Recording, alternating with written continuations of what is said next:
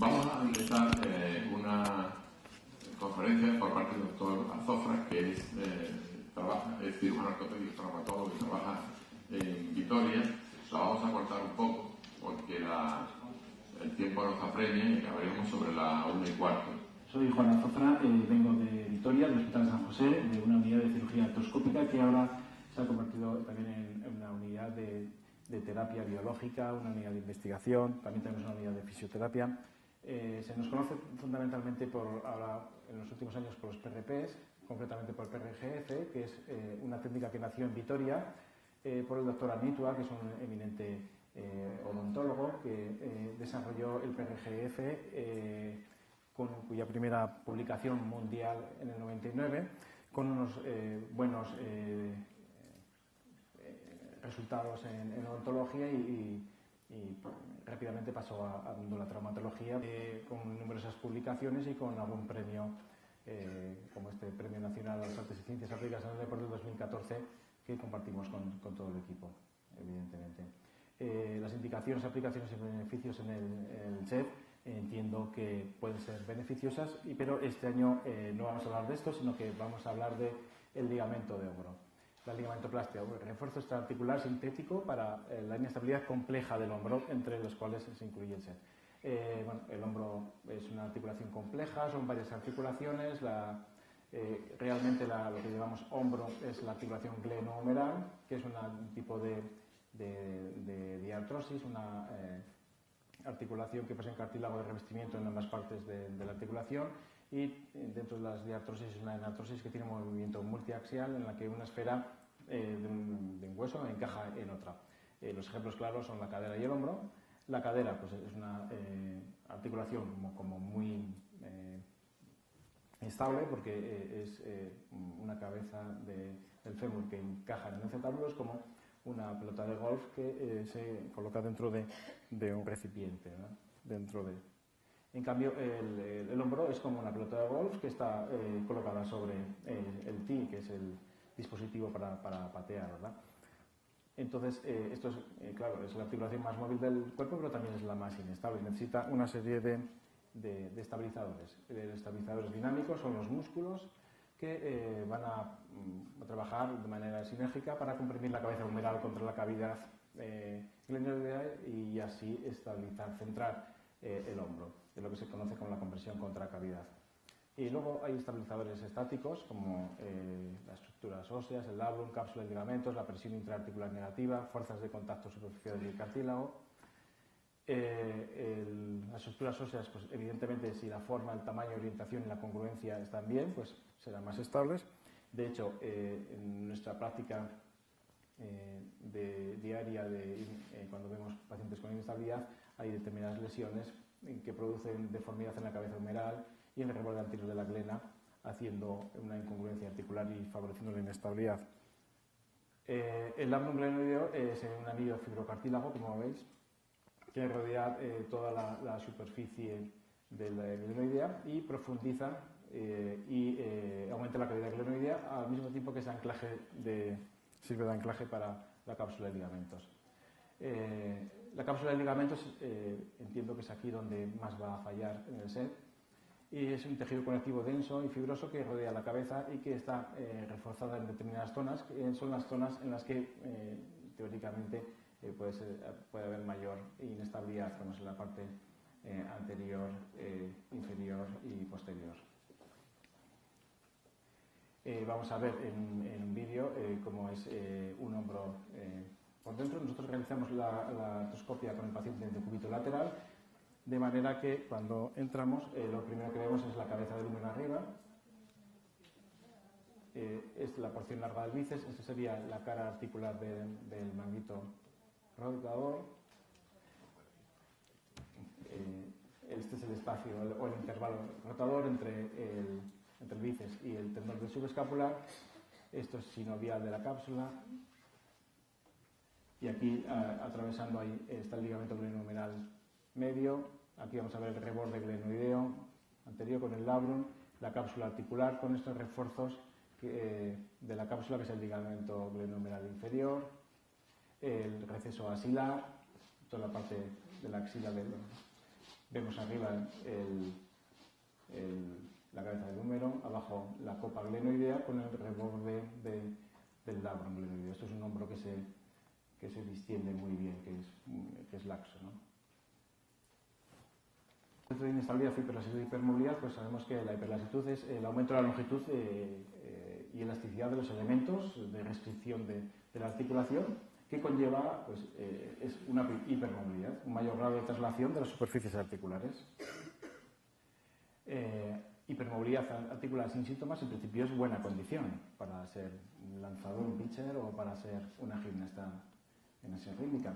En muchas ocasiones la hiperlasitud es adquirida, como en muchos deportistas, desde que tanto lanzamiento pues, provocan esa hiperlaxitud. En otros casos la hiperlasitud congénita pues, favorece que el individuo tenga esa tendencia a realizar este tipo de deportes. La hipermovilidad articular con síntomas, dolor, incomodidad, sensación de inestabilidad, puede ser un SED tipo 3. Para el subdiagnóstico, pues bueno, pues nosotros, bueno, en nuestra práctica diaria no realizamos el diagnóstico habitualmente, sino que más bien nos fijamos en esta puntuación de Beighton para clasificar al individuo como hiperlaxo o no. Luego, realmente, para los criterios de Beighton para clasificarlo, pues ya pertenece más al ámbito reumatológico, pero bueno, aquí quedan reflejados. La inestabilidad está clara que es el aumento anormal y patológico en los movimientos de la articulación. Fallan los estabilizadores y la articulación pues anormalmente se mueve. El ejemplo más claro y evidente es la luxación, que es la pérdida de contacto total entre las superficies articulares. Clasificaciones de inestabilidades de hombro, hay muchísimas, podemos clasificarlas según la frecuencia aguda, recidente, según la etiología, si es traumática, traumática, la dirección, si es anterior, posterior, multidireccional, si es grado, si es luxación, subluxación, intentándolo agrupar todas estos, pues se basan en una de las múltiples clasificaciones que hay, pues redujo en dos tipos que se conocen con los acrónimos de TUBS y AMBRI. El TUBS sería cuando la luxación es traumática, es solamente una dirección, hay una lesión de banca, que luego veremos qué, y el tratamiento es quirúrgico. El AMBRI sería aquella que es traumática, multidireccional, afecta a los dos hombros, el tratamiento habitual es la rehabilitación y si fracasa es el tratamiento quirúrgico para el retensado casular inferior. Y en este ámbito del AMBRI, pues entiendo que estaría el SED3. Ahora, es una clasificación muy teórica, ya que puede haber pacientes difíciles de clasificar. Hay pacientes que con luxaciones traumáticas con los que sin lesión de Banker y por el contrario hay gente que es hiperlaxa con dicha lesión. Entonces así nosotros preferimos llamar los TUBS casos simples, son aquellos que evidentemente tienen la lesión de Banker, tienen pocas recididas, está claro que se sale en una sola dirección y estos se tratan fácil con la cirugía. En cambio, el AMBRI, pues preferimos hablar de casos complejos donde introducimos pues, las luxaciones multidireccionales, las atraumáticas, los que están varias veces operados, los que tienen luxación más hiperlasitud. El diagnóstico, ¿cómo lo hacemos? Bueno, pues la luxación aguda es evidente, hay una deformidad, una impotencia funcional y radiológicamente pues, suele ser sencillo su diagnóstico. Ahora bien, cuando es una inestabilidad crónica o una luxación recidivante, por la exploración clínica, pues tenemos una serie de test de inestabilidad de hombro que son las maniobras de aprehensión anterior y posterior, es decir, forzamos al paciente o hacemos una maniobra como para sacar el hombro hacia adelante o hacia atrás y el paciente pues hace gesto de que se le va a salir y tiene miedo. En cambio, el test de recentrado, pues estando el paciente pues, tumbado, hacemos la maniobra de luxar el hombro hacia adelante, ponemos la mano delante y al paciente se le pasa ese miedo, ¿verdad? Exacto es si somos capaces en la consulta de sacar el hombro, como en este caso, anterior, o en este mismo caso, además, posterior. Entonces, ahí lo tenemos bastante claro, ¿no? Siempre en nuestra práctica diaria también realizamos test de hiperlaxitud de hombro. Son test de hiperrotación externa, cuando en abducción de 0 grados pues, llega a los 90 grados, o en abducción, rotación externa, tienen mucho más de 100 grados. La maniobra del sulcus test también es indicativa de que en la cápsula inferior está muy laxa, de manera que medimos la distancia que hay debajo del acromion hasta la cabeza del húmero. Entonces, una cruz sería 1 centímetro, 2 cruces serían entre 1,5 centímetros y 2, 3 cruces serían más de 2 centímetros. O el test de hiperabducción, el test de Galley, en el que fijamos la escápula, y producimos una hiperabducción. Entonces, normalmente en las personas normales pues, llegamos hasta 90, pero en las pacientes con hiperlaxitud pues, se pasa con creces de los 90 grados. Las exploraciones complementarias tienen su importancia. Desde luego, en la luxación aguda es evidente, se ve que el hombro, la articulación está deforme, que la cabeza del húmero está fuera. Cuando las inestabilidades o luxaciones recientes, pues bueno, pues hacemos radiografías pensando en ver imágenes de lesiones óseas que nos puedan indicar que ese hombro se ha podido luxar. Desde luego, la exploración estándar es la resonancia magnética, en donde ahí vemos todas las partes óseas, ligamentosas, tendinosas, musculares, todo. Pero en especial lo que es el estándar de diagnóstico en la inestabilidad y sobre todo en las hiperlaxitudes es la artroresonancia. Es una resonancia en la que introducimos contraste dentro de la articulación y así podemos visualizar cómo la cápsula está distendida. Y además se ven mucho mejor las lesiones, las posibles lesiones tipo Bankart y demás. El TAC, el arthro-TAC se utiliza pues, para gente que por circunstancias no puede hacerse la resonancia, y el TAC normal pues, se utiliza para ver las fracturas y defectos óseos que puede haber, amén de, en alguna ocasión, pues, para diagnosticar de subluxaciones, como en este caso de una subluxación posterior, teniendo como referencia el otro hombro, que está bien. Tratamiento de la inestabilidad del hombro. Bueno, tratamiento conservador, sobre todo en el SEP3, es la rehabilitación, no cabe duda, en particular en niños, y porque parece demostrarse que con el paso del tiempo, una vez que alcanzan la madurez, parece que se estabilizan algo más. Se basa en la rehabilitación en mejorar el tono y el control propioceptivo de los estabilizadores de hombro, y se hace hincapié un poco en la dirección más sintomática de la inestabilidad. Se hacen ejercicios de resistencia progresivos para fortalecer los músculos del manguito rotador y deltoides, los músculos también estabilizadores de la escápula. El programa tiene que ser largo, al menos 1 año, pero es que luego no se termina con hacer 1 año, sino que luego hay que hacer ejercicios de mantenimiento indefinidamente. Se pueden aplicar luego electroterapias, taping, se puede utilizar ortesis. En cuanto al tratamiento quirúrgico, bueno, en las lesiones, en casos simples, hemos dicho, sería el Bankart. En cambio, en las lesiones, en casos complejos, pues hay un montón de cirugías que vamos a ver. Rápidamente, pues para información, para que sepáis lo que es una lesión de Bankart, pues bueno, la lesión de Bankart es esta. Esto es, aquí sería una abulsión del labrum, se ha despegado el labrum, junto con todo el complejo capsulo-ligamentario. De forma que cuando se mueve la cabeza del húmero, pues puede salirse porque no tiene ese tope que le da el complejo capsulo-ligamentoso. El tratamiento, desde luego, es la reposición de ese labrum. Eso sería así, y el hombro está estable, como vemos aquí en esta imagen ya repuesto, además con este efecto como parachoques. Es un efecto parachoques y luego además se ha retensado la cápsula para que impida la luxación. Rápidamente, pues esto es una lesión del labrum. Eso es un gancho donde estamos introduciendo, esto es la glena, la cápsula, y este es el labrum que está despegado.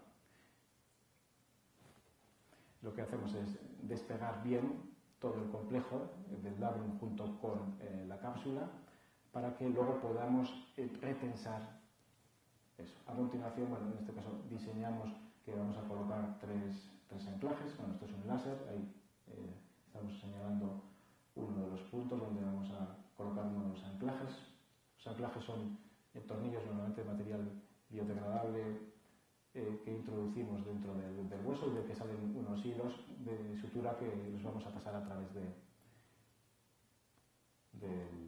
labrum. Esto, aquí estamos clavando uno de los anclajes con sus hilos. Muy bien, una vez está clavado el anclaje, luego vamos a pasar estos hilos a través del labrum y vamos a hacer un hilo corredizo desde fuera, de manera que vamos a fijar ese labrum a la glena. Así, bueno, pues hasta, en este caso habíamos diseñado 3, pues hasta 3. Bueno, pues esta es la lesión típica de Bankart, que es la cirugía más habitual en nuestros días para las inestabilidades de hombro. Repito, en los casos simples. Hay un montón de ellos. En el caso del SET, pues fundamentalmente estarían indicadas las explicaturas capsulares, el retensador capsular y el ligamento de hombro, que es lo que os voy a contar. ¿En qué se basa el tratamiento de las explicaturas? Pues en reducción del volumen capsular. Si la cápsula está muy dilatada, muy laxa, pues reducir su tamaño. Hay muchas técnicas y se basan en disminuir el volumen de esa cápsula. Bien por cirugía abierta, que ha sido lo clásico, con porcentajes de éxito relativamente altos, y últimamente por artroscopia, en la que la agresividad es menor, técnicamente es más exigente, pero los resultados son semejantes. Otra de las técnicas a utilizar es el retensado térmico con energía térmica con radiofrecuencia, con láser. Lo que se hace es desnaturalizar el colágeno para que se encoja. El problema es que para que se encoja tienen que alcanzar 60 grados, hay que estar un minuto, bueno, pues puede haber otros problemas como quemaduras, necrosis. Bueno, esto es un vídeo con un láser, que el láser es mucho menos agresivo, y vemos cómo vamos pasando por la cápsula y cómo se va encogiendo. Bueno, las ventajas de ese retensado es que es muy poco invasiva, la verdad, que el inconveniente es que tiene un índice de recidividad bastante alto, cerca del 30-40% por lo menos. La posibilidad, además de que con la radiofrecuencia, que no es tan preciso, pues puede producirse una quemadura de la cápsula y puede producir una necrosis de la misma, aparte de lesiones del nervio circunflejo que pasa cerquita. El láser es menos agresivo, pero también es que es más caro la tecnología.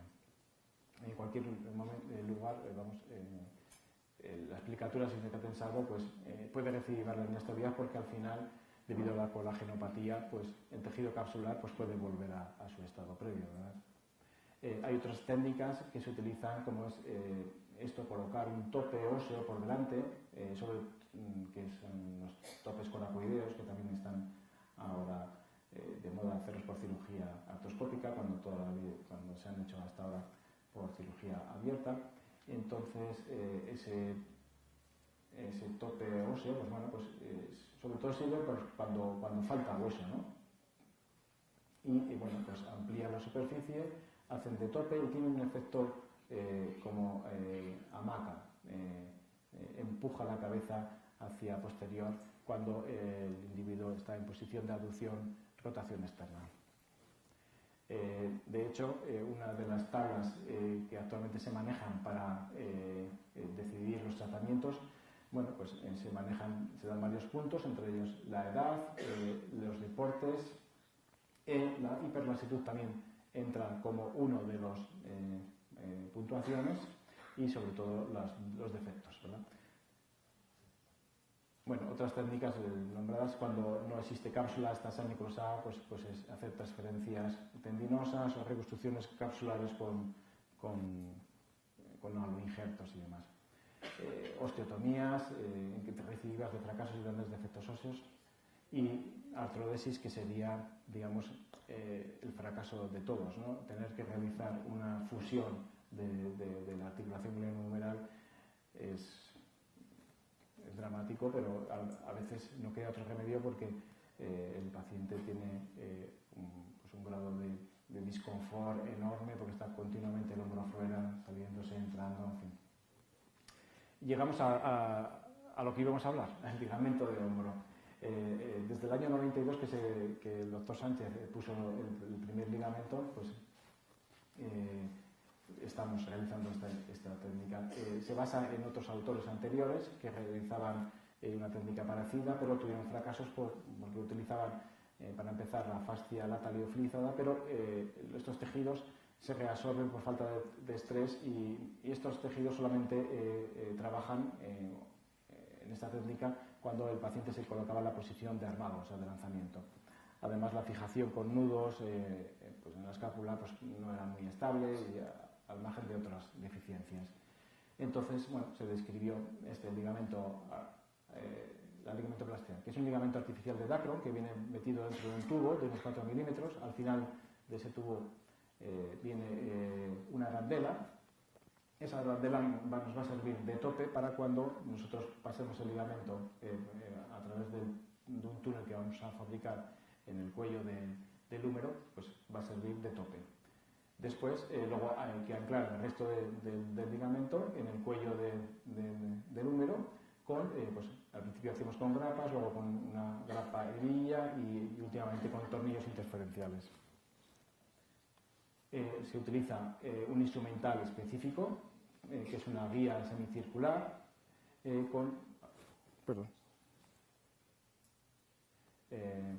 una guía semicircular que nos va a permitir elegir el punto de entrada y el punto de salida para minimizar daños y para poder elegir con certeza los puntos de entrada y salida.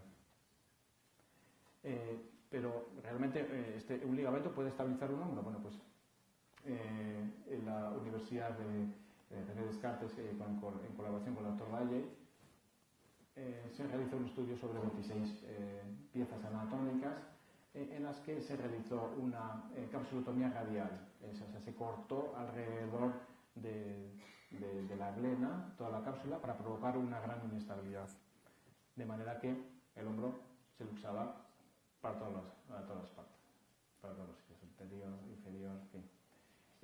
Realizamos la implantación del ligamento y después comprobamos la estabilidad del mismo. Muy bien. Entonces, de estos estudios pues, se sacó la conclusión de que el ligamento pues, estabilizaba un hombro inestable, sin pérdidas de movilidad, y que usando la guía y con el ligamento en un tubo pues, era relativamente fácil. ¿Cómo actúa el ligamento? Pues actúa haciendo una tenodesis del subescapular, reforzando la cápsula, por lo tanto, y en posición de aducción-rotación externa, en posición de armado, va a tener ese efecto hamaca o cabestrillo de mantener la cabeza mirada hacia posterior. Al mismo tiempo va a hacer de tope anterior, como vemos aquí en esta imagen de una pieza anatómica de cadáver, como es un tope. Y estas son imágenes radiológicas de cómo ahí entraría.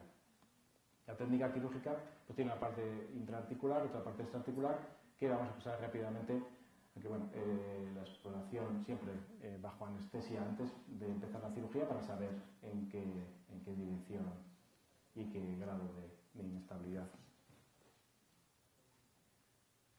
Bueno, por ejemplo, la artroscopia en decúbito, como hemos dicho, lateral, con doble tracción. Marcamos, es importante marcar las referencias, porque a la hora de colocar la guía, hacer los cortes, tenemos que evitar lesionar el nervio supraescapular. Estos detalles técnicos que no sabía para qué personas iba a hablar, entonces, bueno, al final hemos pasado el ligamento.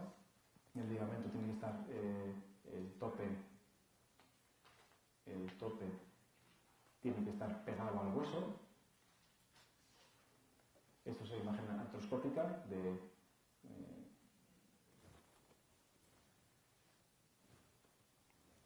preparación y demás.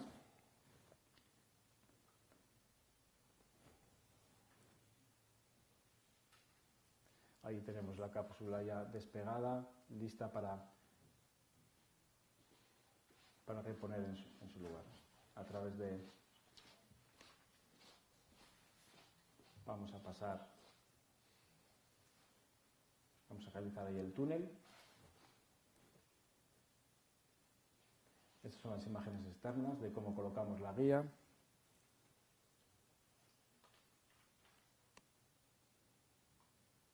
Una vez que colocamos la guía, pues atravesamos, ahí está atravesado, y vamos a pasar el ligamento.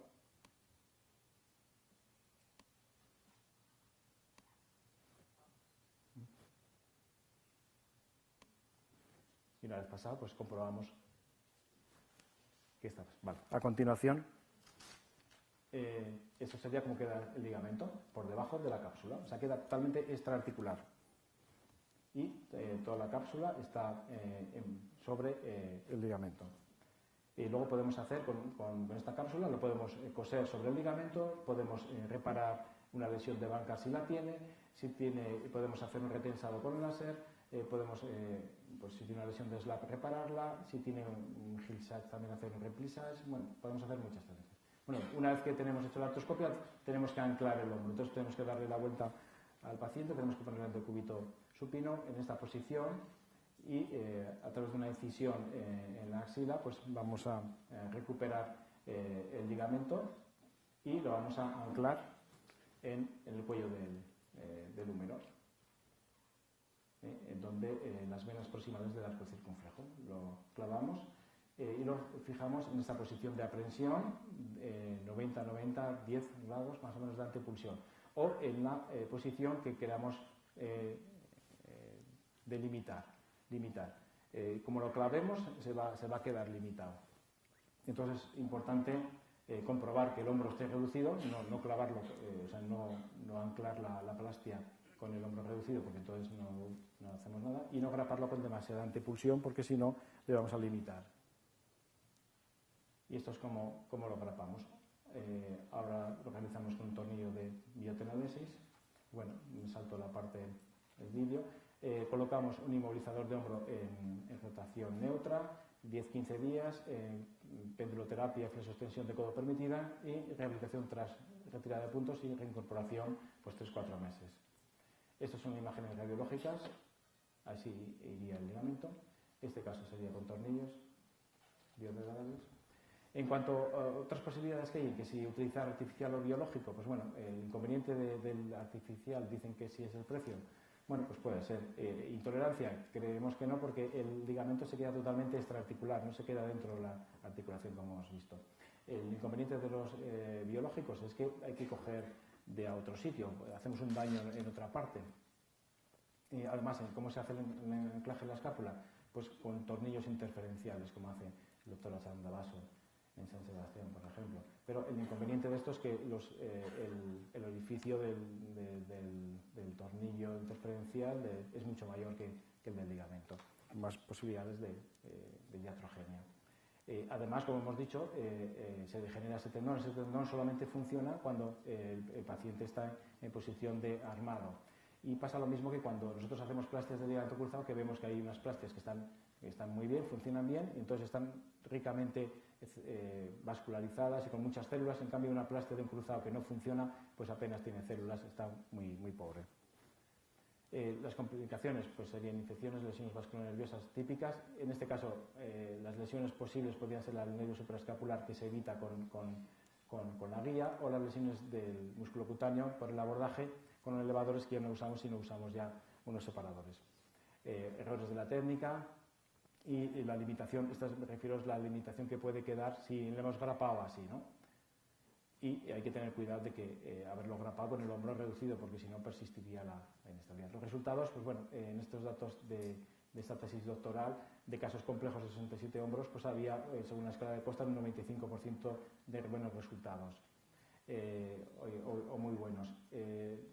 Los que tenían solamente resultados buenos era porque tenían una limitación de la movilidad. Precisamente en abducción y rotación externa tenían que hacer hasta 15 grados, o tenían 15 grados de antipulsión. Complicaciones, pues no habían sinovitis en ningún caso, y recidivas. De esos 67 pacientes, pues 3 pacientes tuvieron un episodio aislado de luxación que no se repitió más. 4 pacientes, o sea, un 5,9%, tuvieron recidiva de anestesia.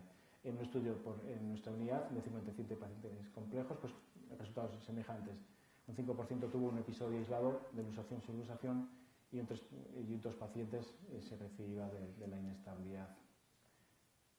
Complicaciones parecidas. Conclusiones es que el refuerzo articular amplía las indicaciones en el tratamiento quirúrgico de las inestabilidades complejas y creo que es una buena indicación para los casos de SET3 sintomáticos. Que no altera la anatomía, se pueden asociar a otros gestos terapéuticos y tienen buenos resultados funcionales.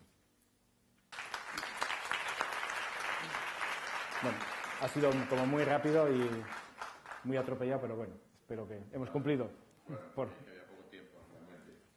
Me ha costado bastante entender la ansiedad o depresión, el síndrome de Ehlers-Danlos, ¿tiene solo que ver con los cambios de vida, con la vida social, la movilidad, la aceptación, o son componentes externos? Un modelo para entender lo que ha hecho, para preguntar. Es decir, por supuesto que a todos nos afectan aspectos, digamos, ambientales, negativos, las pérdidas. Estamos preparados para las pérdidas, pero no es un tema fácil. Hay que hacer un ejercicio de adaptación. La pérdida no solamente nos da pena, nos da inseguridad. Pero lo externo sin duda influye. Pero lo que sí que sabemos ya es que cuando hay Ehlers-Danlos hay una mayor vulnerabilidad a las pérdidas y por lo tanto los factores externos aún pueden rebotar más. Pero se junta por tanto con el micrófono, que el cable interno no funcionaba y algunos aspectos externos que no funcionaban. Esta es la respuesta breve. Doctor Zofra, la relación entre el síndrome de Ehlers-Danlos y el sinfalangismo, la hipoplasia del pulgar, las malformaciones genitourinarias y los problemas bucodentales.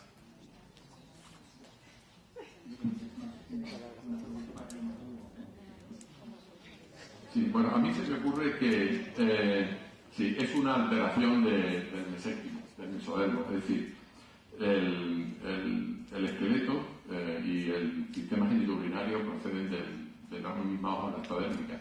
Cuando aparece un embrión, hay tres hojas blastodérmicas fundamentales. Uno es el ectodermo, que da origen a la piel del sistema nervioso central. Otro es el endodermo, que da origen al tubo digestivo. Y el mesodermo o mesénquima, que da origen al sistema musculoesquelético del sistema genitourinario.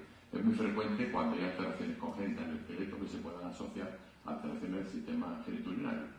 No solo en el síndrome de Ehlers-Danlos, sino en otros sitios. Yo creo que está en la relación. No soy un experto en síndrome de Ehlers-Danlos, pero yo creo que está en la respuesta. ¿Cómo ven las múltiples rupturas de fibras o de ligamentos? O sea, ¿cómo se diagnostican y interpretan? Muy bien. ¿Qué rupturas existen cuando no se puede andar más de 20 metros? Es decir, ¿qué alteraciones puede haber cuando ve que el paciente no puede andar más de 20 metros? Esto tiene dos preguntas fundamentales. Uno dice la inestabilidad craneocervical o la ruptura de ligamentos propiamente.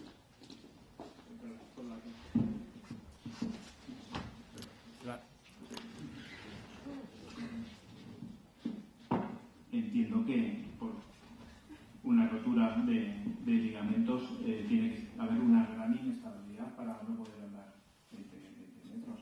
Y si hay una inestabilidad neurológica, pues será más fácil. La inestabilidad, entiendo que en rodillas podría ser más por una inestabilidad femoropatelar, que sí que da bastante disconfort. Y eso sí que podría ser más que por lesión de ligamentos. La estabilidad craneocervical también puede provocar una mielopatía cervical. Y esto sí que hay que hacer una fijación quirúrgica de la columna cervical a la occipital, con el sistema de electrosíntesis de placa y tornillos. Bueno, hay en esta última otra hoja de preguntas, que además está muy atractivamente escrita, yo creo que deberíamos dar, porque corresponde a la mesa de psiquiatría. En la prevalencia de ansiedad en el síndrome de Ehlers-Danlos se ha diferenciado entre aquellos que no tienen conciencia de su condición y conciencia de la enfermedad.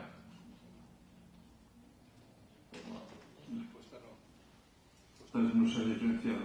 O sea, no parece que el ser consciente de Ehlers-Danlos signifique un riesgo de tener ansiedad. O sea, no es la conciencia de Ehlers-Danlos. Muy bien, muchas gracias. Para la mesa de reumatología, Si existe una alta prevalencia de osteopenia y osteoporosis en jóvenes con síndrome de Ehlers-Danlos, ¿por qué se sigue recomendando aumentar la ingesta de sal hasta 6 gramos? Y se afirma que la sal es buena para la salud en general. Nota, según la evidencia, el aumento de ingesta de sal disminuye la absorción de calcio y su excreción. Hay una relación directa entre el consumo de sal y la mala salud ósea. ¿Los reumatólogos quieren? Sí. Yo creo que se puede escuchar. Yo creo que son dos preguntas distintas. Sí. Lo de la sal y para la disautonomía, y uno podría a lo mejor hacer una densitometría a estos enfermos y ver si tienen osteopenia o osteoporosis, entonces tener un poco más cuidado. Pero en realidad los estudios han sido separados. Yo he hecho densitometría en todos los enfermos y los que tienen calcio bajo los trato. Y por otro lado, estudio la disautonomía y la trato con sal porque pienso que es beneficioso. A lo mejor habría que en esos enfermos hacer un estudio de la densidad ósea también, que a veces no se hace. Muy bien, gracias. La siguiente pregunta, ¿por qué menciona los suplementos de calcio cuando existe suficiente evidencia sobre su baja o nula acción sobre el aumento de la masa ósea, salvo en caso de desnutrición o malnutrición específica?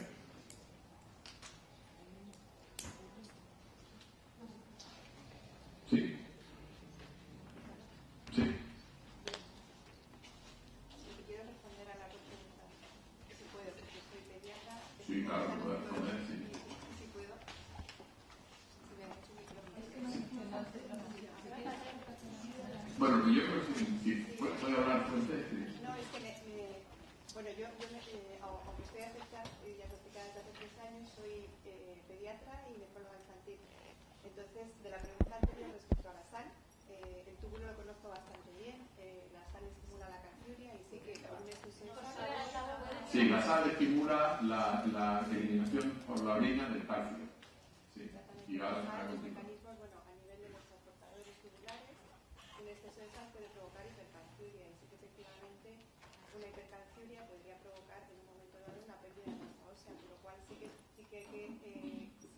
hay que controlar, o sea, puede estar relacionado un exceso de sal con una pérdida de masa ósea y tendríamos que llegar a un justo equilibrio entre el control de la disautonomía y la masa ósea, ¿no? Porque efectivamente se puede provocar. Y respecto justo a esta pregunta. Primero, para decirlo, un aumento de sal aumenta la excreción de calcio y por tanto puede provocar problemas de disautonomía. Y la otra pregunta. No puede provocar problemas de disautonomía, que habría que llegar a un justo equilibrio entre controlar la disautonomía, pero no exacerbar la calciuria, porque se puede provocar una pérdida de calcio que se pierde en exceso por el riñón y se podría disminuir el calcio en sangre y provocar una pérdida de masa ósea, por lo cual a una persona que esté tomando 6 gramos de sal sí que hay que controlar de una forma secuencial la densitometría y otros parámetros de estratificación porque puede haber. Y luego la segunda pregunta que no ha respondido nadie, que creo que era... En definitiva, la respuesta es que un aumento de sal puede aumentar la excreción de calcio. ¿Cierto? Bien. Y la otra pregunta, ahora sí. No, es que la otra pregunta creo que decía que no hay evidencia científica que los suplementos de calcio. Sí, ¿por qué menciona los suplementos de calcio cuando existe suficiente evidencia sobre su baja o nula acción sobre el aumento de masa ósea, salvo en caso de desnutrición o malnutrición específica? Bueno, es que no sé quién ha hecho esa pregunta. Yo, los capítulos de osteoporosis en la PRK los he escrito yo, o sea que de eso también sé bastante, y no hay ninguna evidencia de que los suplementos de calcio no sean buenos para la masa ósea. Lo que pasa es que hay que indicarlos correctamente, ¿no? Pero no sé quién ha hecho esa pregunta, pero realmente no es así. Cuando hay una osteoporosis hay que tratar, hay que saber de dónde viene la osteoporosis, si es una osteoporosis que causa endocrina, si es una osteoporosis por pérdida de calcio en el túbulo, ver el equilibrio que hay de calcio en sangre y en muchas ocasiones, en la mayoría de las ocasiones hay que tratar con suplementos de calcio y de vitamina D, pero bueno, hay que saber por qué, o sea, la osteoporosis es una consecuencia de una alteración en el metabolismo fosfocálcico, entonces hay que saber de dónde viene esa pérdida de masa ósea y por supuesto que en un alto porcentaje hay que tratar con suplementos de calcio y de vitamina D, incluso con suplementos intravenosos. Entonces, la persona que ha dicho que no hay evidencia, no sé si está en la sala ahora mismo, pero sí que la hay y mucha. Calcio en la justa dosis. Y de hecho... ¿Y para eso es necesario suplementar o alimentarse? Bueno, lo que tienes que ver es es que tienes que estar bien estudiada. Ese es el problema. Tienes que estar bien estudiada. No se puede dar efectivamente un calcio en exceso, porque lo único que hagas al final es provocar una hipercalcio y aprietas en el nivel de la reclasificación cuando no lo necesitas, pero el problema es que no se estudia correctamente. Entonces, se necesita saber por qué se produce una osteoporosis. Se necesita conocer, o sea, hay muchos marcadores de resorción ósea, de tal, de eliminación urinaria. Entonces, lo que no se puede es generalizar con toda, o sea, la osteoporosis es una consecuencia, no es una enfermedad en sí, es una consecuencia de es un caso a lo mejor aislado. Permíteme que lo explique. Nosotros tenemos un paciente, una señora que tiene 70 años, tiene osteoporosis, dándole calcio no aumenta la masa ósea. Es decir, nosotros hemos hecho estudios, además está en bibliografía, la concentración de calcio y fósforo en pacientes osteoporóticos y no osteoporóticos es la misma. El problema es la constitución de colágeno, proteoglicano y otra serie de fibras. Por eso yo creo que la pregunta lo que quiere decir es que dando calcio no se consigue que la masa ósea aumente, y eso es correcto, y hay evidencia científica de que esto es así. No es un problema, distinto sería la osteomalacia, pero la osteoporosis en sí mismo es osteopenia. La osteoporosis es una imagen radiográfica de la osteopenia. La osteopenia no se cura dando calcio. En eso estoy de acuerdo. Debemos continuar, porque si no, no acabamos. ¿De acuerdo? Sí, perdón. Son menos 20. Tenemos 2 opciones. Seguir